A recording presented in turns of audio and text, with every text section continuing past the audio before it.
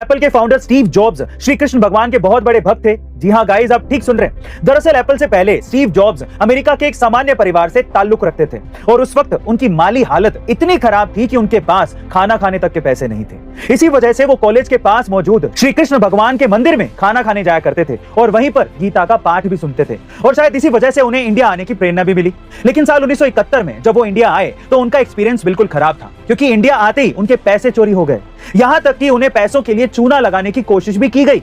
लेकिन इतना सब होने के बावजूद भी उन्होंने इस एक्सपीरियंस को पॉजिटिव वे में लिया, जिसकी प्रेरणा उन्हें उसी श्री कृष्ण भगवान के मंदिर से मिली थी जहां पर वो रोज खाना खाने जाया करते थे और गीता का पाठ सुनते थे। वहीं श्री कृष्ण भगवान ने भी गीता में यही कहा है कि आपके साथ क्या होता है यह आपके कंट्रोल में नहीं है, परंतु उस चीज के लिए आप किस तरह से रिएक्ट करते हो यह आपके कंट्रोल में है। वैसे गाइस, आपको स्टीव जॉब्स की कहानी सुन के कैसा लगा कमेंट सेक्शन में जरूर लिखिएगा। गाइस, क्या आपको पता है कि इंडिया हर साल इसरो पर 10,000 करोड़ रुपए से भी ज्यादा खर्च करता है, पर फिर भी इसरो दुनिया की सबसे कम बजट वाली स्पेस एजेंसी है। लेकिन कैसे? दरअसल ये बात है साल 1972 की, जब सतीश धवन इसरो के नए चेयरमैन बने थे। तब वो ये अच्छी तरह से जानते थे कि अगर हमें इंडिया को स्पेस टेक्नोलॉजी के मामले में दूसरे देशों से आगे ले जाना है तो ज्यादा से ज्यादा बजट को रॉकेट और स्पेस में लगाना होगा। और इसलिए उन्होंने इसरो हेड होने के बावजूद भी कई बार अपने 10 सालों के कार्यकाल में मात्र ₹1 की सैलरी ही ली थी, जिसे बाद में आगे इसरो के कई चेयरमैन ने भी फॉलो किया था। और शायद इसी वजह से हमारी इसरो ने हमें मार्वल की मूवी से भी कम बजट में मंगल तक पहुंचा दिया। गाइस, सतीश धवन जी ने अपने आप से पहले अपने देश के बारे में सोचा। सलाम है ऐसी सोच को। जय हिंद, जय भारत।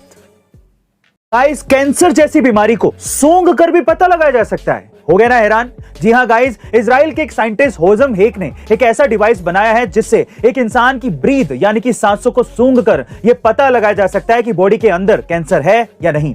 दरअसल कैंसर एक जानलेवा बीमारी है और इसमें सबसे बड़ी प्रॉब्लम यह है कि अगर इसका वक्त रहते पता ना चले तो उसमें जान भी जा सकती है। और यह बात होजम अच्छी तरह से जानते थे, क्योंकि उनके एक बेस्ट फ्रेंड को भी कैंसर हुआ था। इसीलिए उन्होंने डिसाइड किया कि वो अपनी सारी लाइफ कैंसर पर ही रिसर्च करेंगे। और इस तरह से उन्होंने सालों रिसर्च की और पाया कि एक कुत्ता सांसों को सूंघकर यह बता सकता है कि बॉडी में कैंसर है या नहीं। बस फिर क्या था, होजम ने हूबहू कुत्ते की तरह सूंघने वाला एक डिवाइस बना दिया। बहरहाल अभी इस डिवाइस पर काम खत्म नहीं हुआ है, लेकिन अगर ये सक्सेसफुल हुआ तो ये मेडिकल साइंस में एक बड़ी उपलब्धि होगी। ऐसे गाइस, आपका इस डिवाइस के बारे में क्या ख्याल है कमेंट सेक्शन में जरूर लिखिएगा। आज श्री कृष्ण जन्माष्टमी है, तो चलिए आज श्री कृष्ण के बारे में एक तथ्य जानते हैं। ये तो आपने सभी ने सुना होगा कि श्री कृष्ण भगवान की 16,108 रानियां थी और शायद इसी तर्क पर कई लोग हिंदू धर्म में एक से अधिक शादी को सही ठहराते हैं। लेकिन इसके पीछे की वजह कुछ और ही थी।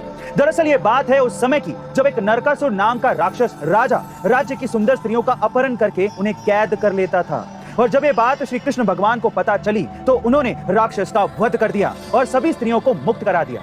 लेकिन जब वो सारी स्त्रियां अपने घर लौटी तो उनके पति और पिता दोनों ने ही उन्हें स्वीकार करने से मना कर दिया। इससे दुखी होकर सारी स्त्रियां रोती बिलखती श्री कृष्ण के पास अपनी फरियाद लेकर पहुंची और तब श्री कृष्ण ने सभी को अधिकार दिया कि पहचान पूछे जाने पर वो खुद को श्री कृष्ण भगवान की पत्नी बता सकती हैं। गाइस, श्री कृष्ण ने यह सिर्फ इसलिए किया ताकि वो हजारों महिलाओं को अनाथ और बेसहारा होने से बचा सके।